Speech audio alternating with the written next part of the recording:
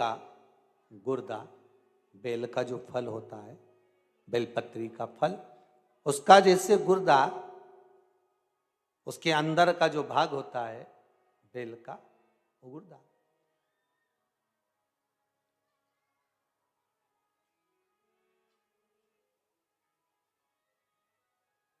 उसको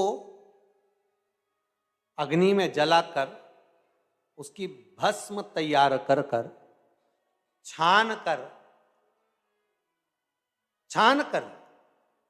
जब जब आपके यहां विद्वान ब्राह्मण शिव जी का अभिषेक कराते हैं, पूजन कराते हैं, तो उसमें लिखते हैं पूजन के साहित्य में, बेलपत्री, धतूरा, दुर्वा, ये उसमें नीचे लिखेंगे भस्म। लिखते कि नहीं लिखते? लिखते हैं ना, भस्म अभिषेक में चाहिए रहती। तब उस भस्म का थोड़ा सा भी भाग आप अगर शिव को समर्पित कर रहे हो तो ये जान लें कि शंकर मनवांछित फल प्रदान कर रहे हैं, शिव फल प्रदान कर रहे हैं।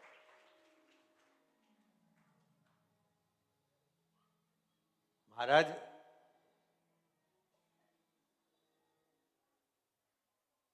बेलपत्री के वृक्ष के नीचे बैठकर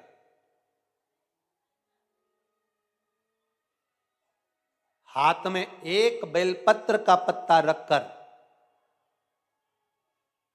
आप पंचाक्षर मंत्र नमः शिवाय, ओम नमः शिवाय या श्री शिवाय नमस्तुभ्यम या महामृत्युंजय मंत्र का स्मरण कर रहे हो, पर डंडी का भाग अपनी ओर, बेलपत्र की बीच वाली पत्ती का भाग बीच वाली उंगली की ओर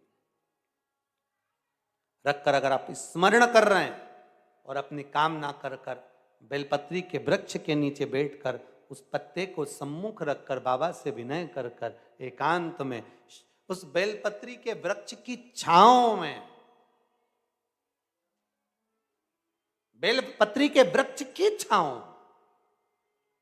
आप कामना कर कर उस पत्ते को शंकर भगवान के ऊपर समर्पित कर रहे हैं, तो ये जान कर रखें कि पार्वती और शिव का मिलन करवा रहे हैं और अपनी मनवांछित फल कामना पूर्ण करवा रहे हैं।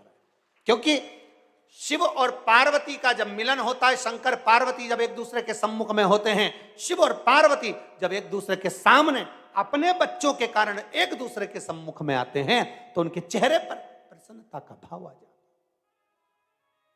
है। फल, मनवांछित फल की कामना आप जिस कामना के लिए कर रहे हो, विवाह के लिए, नौकरी के लिए, सर्विस के लिए, व्यापार के लिए, रोग मुक्ति के लिए, आप जिस कामना से कर रहे हो, बस उससे कह कर, कभी सोमवार का दिन हो, क्योंकि शंकर जी को सोम प्रिय है, सोमवार का दिन, चंद्र का वार शिव जी को प्रिय है,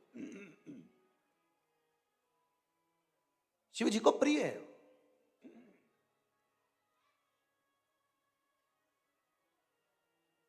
किसी ने पूछा, गुरुजी शिव जी की प्रियता चंद्र में? हाँ, क्योंकि चंद्र शीतल है, शंकर भगवान के कंठ पर विष है, शीतलता का भाव अच्छा लगता है।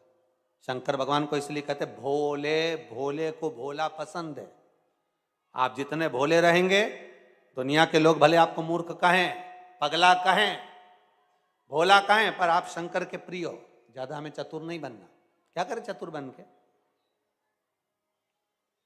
प्रियता है।